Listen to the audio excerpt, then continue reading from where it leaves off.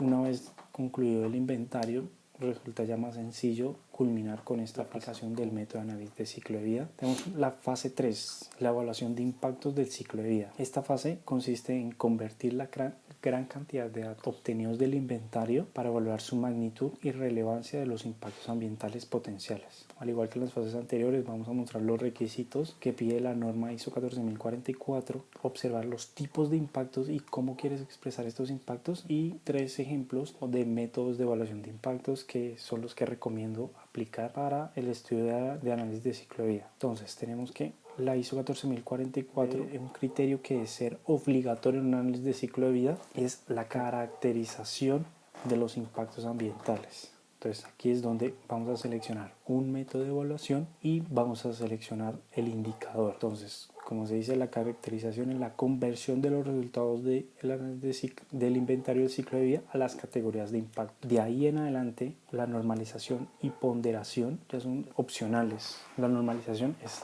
determinar la magnitud de los impactos ambientales, cuáles son las categorías más relevantes de ese sistema productivo. Ya la ponderación es cuando tú aplicas un juicio de valor, entonces decides aplicar la gravedad, la incertidumbre o la sensibilidad de los datos. Ya ese es un valor que tú decides aplicar. Listo. Antes de llevar a cabo todo esto, debemos seleccionar qué tipos de impacto deseamos mostrar, sea en midpoint o endpoint. Entonces tenemos una acción que genera un daño y que es provocado por algo, la causa de ello. Entonces tenemos una acción que puede ser las emisiones de una fábrica, que genera un daño respiratorio, y la causa, gases contaminantes. O podemos tener vertimientos al suelo que generan reducción de especies a causa de algún compuesto contaminante. Eso quiere decir que se van a expresar como en unidades de dióxido de carbono, fósforo, ozono, mientras que cuando tú lo haces en endpoint ya va dirigido al daño. ¿Cuántos años debía ser redujo? ¿Cuánto es el gasto energético que se presentó? La reducción de suelo, entonces ya es un daño provocado por una acción, que en este caso sería el sistema productivo. Entonces tenemos 3 métodos que son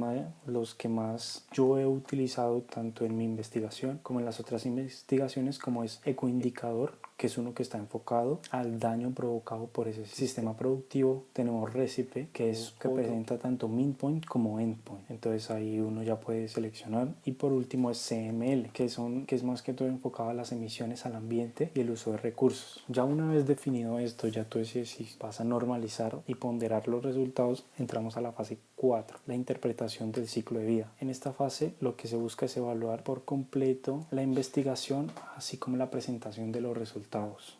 Nuevamente vamos a presentar los requisitos de la norma ISO 14044, cómo se lleva a cabo el análisis de estos resultados, y ya por último te voy a recomendar algunos artículos y libros que puedes tomar para complementar esta información. Entonces, como requisitos tenemos: debes mostrar claramente los aspectos ambientales de tu proceso productivo. Por último, debes presentar una verificación de los datos, o sea, garantizar que los datos que tomaste, o sea, son verídicos y pueden tomarse para futuras decisiones. Y por último, presentar una conclusión o recomendaciones, limitaciones para futuras investigaciones o aplicación.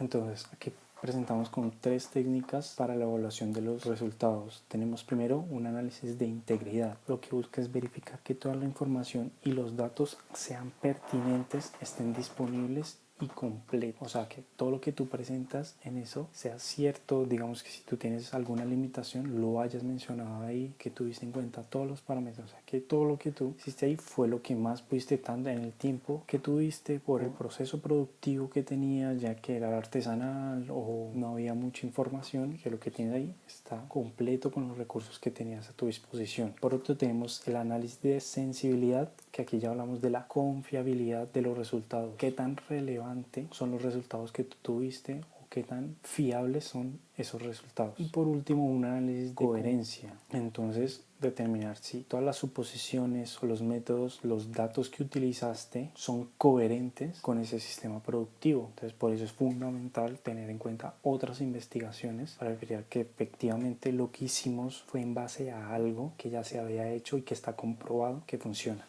Entonces, Ya para la elaboración de conclusiones, recomendaciones y limitaciones en la interpretación de los resultados, se presentan los asuntos significativos de este sistema productivo, cuáles fueron los mayores impactos, cuáles fueron las mayores limitaciones. Luego de ello llevamos a cabo un análisis de integridad, sensibilidad y coherencia. De ahí pasamos a la calidad de los datos y por último a la interpretación de estos mismos datos. Bueno, entonces como bibliografía tengo que recomendar dos libros fundamentales sobre el análisis de ciclo de vida elaborados por Mary-Ann Curran, que son Handbook of Life Cycle Assessment y Life Cycle Assessment Student Handbook. Entonces en el primero va a ser como los conceptos básicos del análisis de ciclo de vida y en el segundo te presentarán diferentes recursos que tú puedes utilizar para aplicar esta metodología, así como normas ISO 14040, ISO 14044 y estas dos fundamentales ISO 14049, que son ejemplos sobre el objetivo y alcance, y ISO 14047, que son ejemplos de la evaluación de impacto. Entonces esos ejemplos te permitirán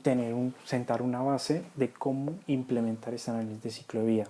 Y asimismo artículos científicos que me ayudaron en el caso fue el propuesto por Groen, donde te presenta un análisis de sensibilidad y diferentes métodos que podemos utilizar, así como el de SOW, donde es la forma de mostrar los datos para mostrar el inventario de ciclo de vida.